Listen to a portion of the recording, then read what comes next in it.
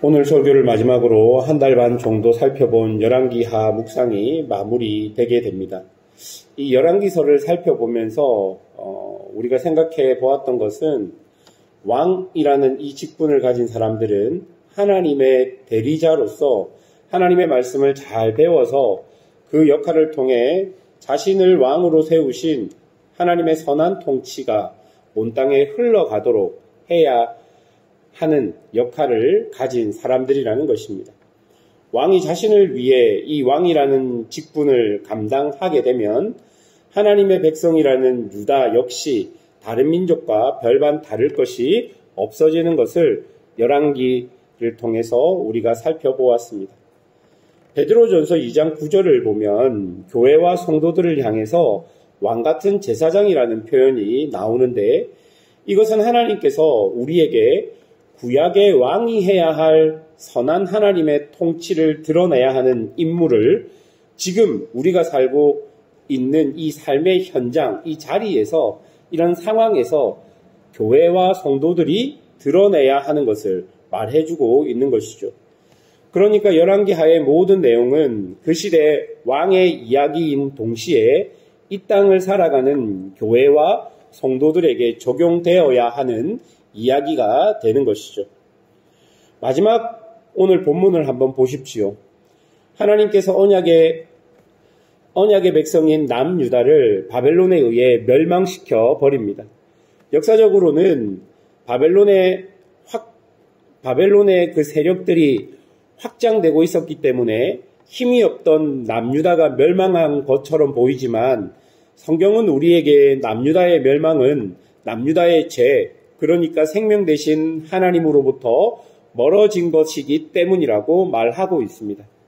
8절부터를 보시면 성전과 왕궁, 기인들의 집이 모두 불탔으며 성벽이 허물어졌으며 사람들이 잡혀갔고 또 18절부터 보시면 죽임을 당했다라고 기록합니다.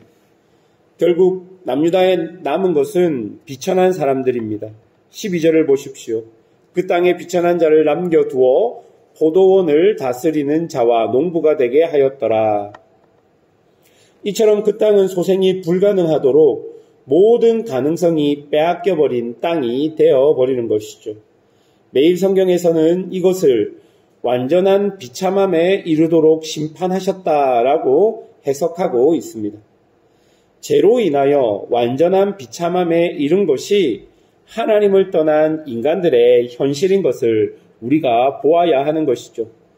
그리고 22절을 보면 바벨론에 의해 그달리아라는 사람이 총독이 되어 무너진 유대 땅을 관할하게 됩니다. 24절부터 보면 그달리아가 그 땅에 남겨진 사람들과 그 중에 조금이라도 바벨론에 대항할 수 있는 사람들을 모아서 이렇게 이야기합니다. 24절 하반절입니다. 너희는 갈대아인들을 섬기기를 두려워하지 말고 이 땅에 살며 바벨론 왕을 섬기라. 그리하면 너희가 평안하리라 하니라. 그리고 그달리아는 이 말로 인하여 25절에 보면 죽임을 당합니다. 25절입니다.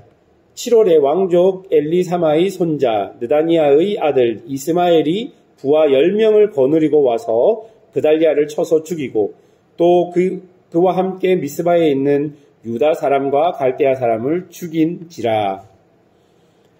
참 안타까운 일이 아닐 수 없습니다. 민족에 큰 일이 일어났습니다. 그렇다면 남겨진 사람들이 함께 모여서 왜 이런 일이 일어나고 우리가 어떻게 해야 그 고통과 비참, 고난의 시간들을 견디며 보낼 수 있을까를 함께 고민해야 할 것입니다. 그리고 우리 민족의 생명 대신 하나님은 우리에게 무엇을 원하실까 고민하며 자신들에게 일어난 상황들을 보며 하나님께 집중함으로 지금 우리에게 일어난 일들을 해석해 나가야 하지만 남겨진 사람들은 그렇게 하지 못했습니다. 24절에 그달리아가 바벨론 왕을 섬기라고 말한 이유는 여러분 무엇일까요? 그것은 예레미야를 통해 하나님에게 주어진 하나님의 말씀 때문이며 하나님의 말씀대로 그달리아는 사람들에게 이야기했던 것이죠. 이제 남유다는 심판을 받은 것입니다. 그렇기 때문에 주어진 70년 동안은 하나님의 말씀에 순종하여 바벨론의 포로의 생활 속에서 있어야 하는 것이죠. 그리고 그 바벨론 포로 속에 있으면서 그럼에도 불구하고 당신의 백성들을 지키시고 역사하시는 하나님을 경험하고 보아야 하는데, 그들은 여전히 하나님보다는 자신의 힘을 의지해, 자신의 지혜를 의지해 그 모든 것들을 해결하고 싶었던 것입니다. 그래서 그들은 그달리아를 죽여버리게 된 것이죠. 사랑하는 여러분, 우리가 삶을 살다 보면 우리의 삶에 여러 가지 일들이 일어납니다. 그 일들을 아무런 의미 없이 보내기보다는 그 상황과 일들 속에서 하나님께서 내게 원하시는 것이 무엇일까를 한번 생각해 보는 것이 중요합니다. 그 상황들 속에서 내가 하나님의 뜻을 따르는 것이 무엇일까 고민하며 기도하는 것이 매우 중요하다는 말입니다. 그렇지 않고 내가 생각하는 대로 나의 지혜로 모든 것을 처리해 버린다면 그 일들을 통해 하나님이 내게 주시고자 하는 교훈을 내가 알지도 듣지도 받지도 못하게 될 수 있다는 것을 기억해야 할 것입니다. 이미 나라가 망했지만 아직 유다 땅에 남겨진 사람들, 그들은 여전히 소망 없고 희망 없는 것처럼, 그리고 하나님과 전혀 관계없는 사람들 같은 모습을 보여주며 본문이 끝나는 듯 싶었습니다. 그런데 여러분 27절부터를 보십시오. 사로잡혔던 요야긴 왕이 석방되는 장면을 우리에게 보여줍니다.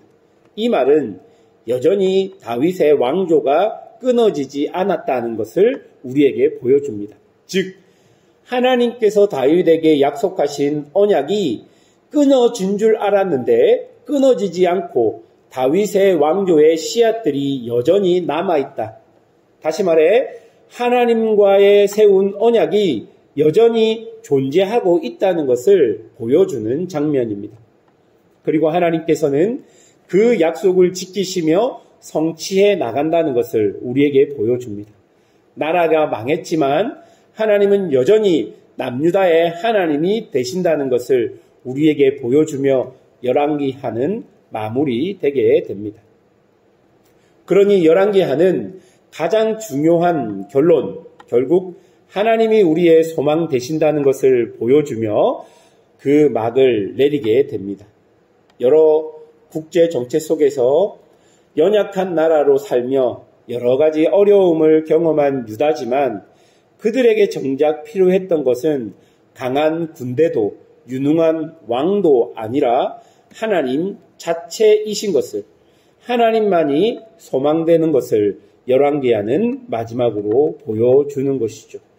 그런 하나님 말씀을 순전하게 순종할 때 하나님의 백성은 하나님으로부터 오는 신령한 은혜들을 경험하고 하나님 언약 안에 있는 참된 은혜와 복들을 누릴 수 있다는 것을 열왕기하가 마지막으로 우리에게 교훈하고 있는 것이죠. 사랑하는 여러분, 우리에게도 마찬가지 삶인 것 같습니다. 하나님께서 당신의 백성을 이 땅 위에 보내셨다면, 우리가 하나님의 백성이라면 하나님은 우리를 통해 이 땅 위에서 하시고자 하시는 일들이 분명히 있을 것입니다. 그 일이 무엇인지, 그 일이 어떤 것인지 우리는 정확하게 알 수 없지만 하나님께서는 여러 가지 상황과 환경을 통해 우리를 이끌고 계시는 것이죠.